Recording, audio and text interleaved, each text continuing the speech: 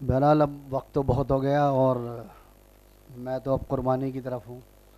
अगर आप लोग सब इजाज़त देंगे, सोहेल साफ़ी साहब और जमील साहब, तो आज जो ये प्रोग्राम है उसके बारे में मैं कुछ अर्ज़ करना चाहूँ, अगर आप लोग इजाज़त दें।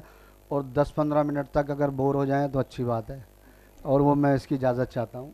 देखिए, आज जो ये बैनर लगा हुआ है इसमें 3 लाइनें इतनी अच्छी हैं कि आप पढ़ लेंगे, अनबीटेबल सैफीज़, यानी कोई बीट करने वाला नहीं है।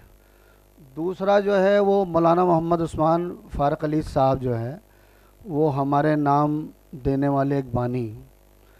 तीसरा जो है वो गोल्डन सैफ़ी स्थापना दिवस जो है, फाउंडेशन दिवस है। इसको क्या हम मामूली समझते हैं? नहीं, ये तो बहुत बड़ा काम है।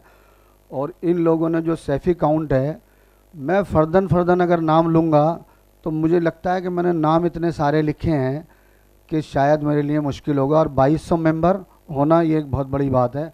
मैं ज़रा आप लोगों से इजाज़त चाहूँगा कि मौलाना मोहम्मद उस्मान फ़ारुक़ अली साहब के ऊपर हम काम कर रहे हैं और उसके ऊपर कोशिश कर रहे हैं कि उनका एक रिसर्च सेंटर बनाएं, एक उनका गोशा बनाएं, और उनके ऊपर जितनी भी डॉक्यूमेंट्रीज़ और ये सब कुछ है उसको यकजा किया जाए।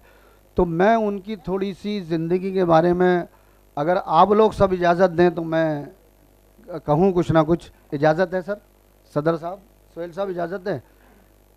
हमारे यहाँ बुजुर्गान मोतबर हस्तियाँ और हमारे नौजवान साथी और ख़वातीन व हज़रात, मैं तहे दिल से सलाम पेश करता हूँ। बाई इजाज़त आप तमाम हज़रात से अपनी बात शुरू करता हूँ। सिद्क़ दिल से इस बात का एहसानमंद हूँ कि आज अपने इस पुरनूर और ख़ूबसूरत महफ़िल में मुझे मदऊ किया। मौलाना मोहम्मद उस्मान, बहरहाल आज मेरा मौजू है मौलाना मोहम्मद उस्मान फ़ारुक़ अली साहब की अहमियत और आपकी ज़िंदगी का सफ़र एक मुख्तसर आईने में।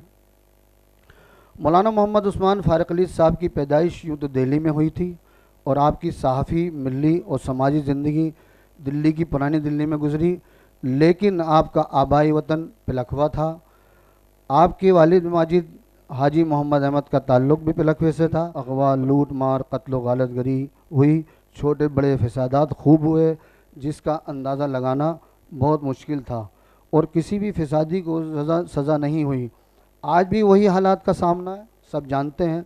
मुसलमानों को तालीम के मैदान में पीछे धकेला जाना, उन पर सरकारी मुलाजमतों के दरवाज़े बंद कर दिए जाएं। और उस दौर में कुछ ऐसी शख्सियात मौजूद थी जो रात दिन मुसलमानों की खिदमत कर रही थी। एक मुजाहिद मिल्लत मौलाना हिफ्ज़ुर रहमान सेवारी थे, और दूसरे मीर मुश्ताक अहमद साहब थे। उनकी खिदमत का आज की तारीख़ में तसव्वुर करना भी बहुत मुश्किल है। ऐसे में एक शख्सियत का नाम और था, नहायत खामोश, मुतवक्किल, मिस्कीन, लेकिन नहायत जरी, बेबाक, मुखलिस, बेखौफ और कलम से तलवार का काम लेने वाले वो थे हज़रत मौलाना मोहम्मद उस्मान फ़ारुक़ अली साहब। उनका खिदमत का एतराफ़ न किया जाए तो ज़्यादती होगी। उन्होंने 1947 के बाद एक चौथाई सदी से ज़्यादा मुद्दत तक मुसलमाना हिंद की किरदार साजी और हिम्मत अफजाई का जो कारनामा अंजाम दिया है, उर्दू सहाफ़त की तारीख़ में कुछ अहम नाम आपके सामने मैं पेश करता हूँ। डॉक्टर सुहेल अंजुम साहब, जो एक बड़े सहाफ़ी हैं, यहाँ सब लोग जानते होंगे उनको।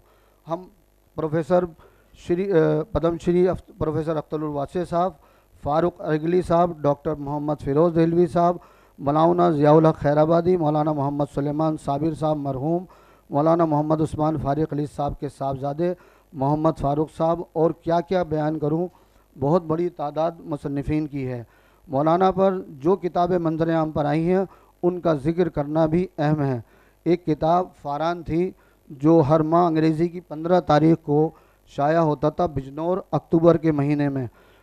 हिंद का दौरे इब्तिला, आज़ादी से पहले, आज़ादी के बाद, मौलाना के दारियों की रोशनी में। मुरत्तबा थे मौलाना सुलेमान साबिर साहब। तीसरी किताब आपकी किताब हिंद का दौरे इब्तिला अंग्रेज़ी में तर्जुमा होकर मुकम्मल हो चुका है, जो इशाअत के लिए तैयार है, जल्द अज जल्द मंजर आम पर आएगी, उसका इजरा अमल में आएगा। मौलाना मोहम्मद उस्मान फ़ारुक़ अली साफ़ी मनाजिर मुफ़क्किर, मुरत्तबा सुहेल अंजुम साहब, इशाअत ज़ियाउल खैराबादी, 512 सफ़ात पर। अब ये जो किताबें हैं, अब इसके ऊपर अंग्रेज़ी में तर्जुमा हो रहा है और हम लोगों ने इसकी बीड़ा एक उठाया है कि रिसर्च सेंटर उसका बनाया जाए।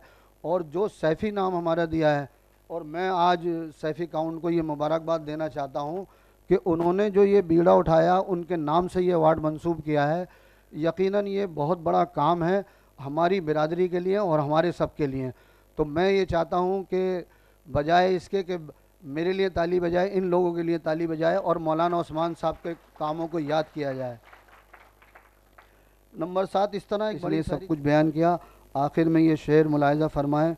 फैज़ अहमद फैज़ का ये शेर है, कब ठहरेगा दर्द ए दिल कब रात बसर होगी, सुनते थे वो आएंगे सुनते थे सहर होगी।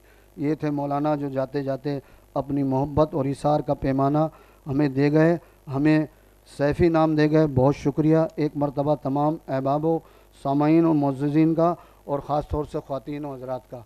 बहरहाल अस्सलामु अलैकुम व रहमतुल्लाह।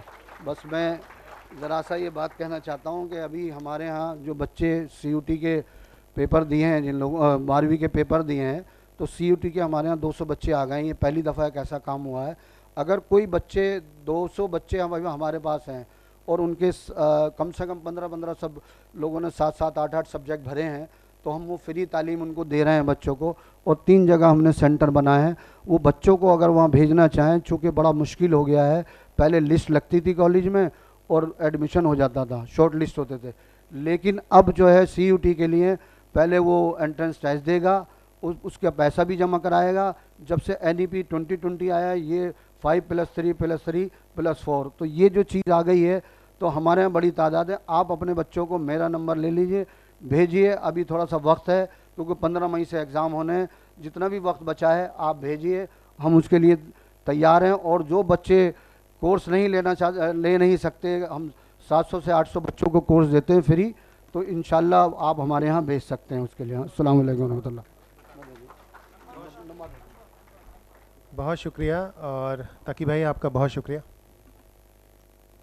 नंबर में अनाउंस भी कर सकते हैं या नंबर मेरे से भी ले सकते हैं? कर दीजिए आप बता दीजिए। मेरा नंबर ले लें 9811160019, 9811160019।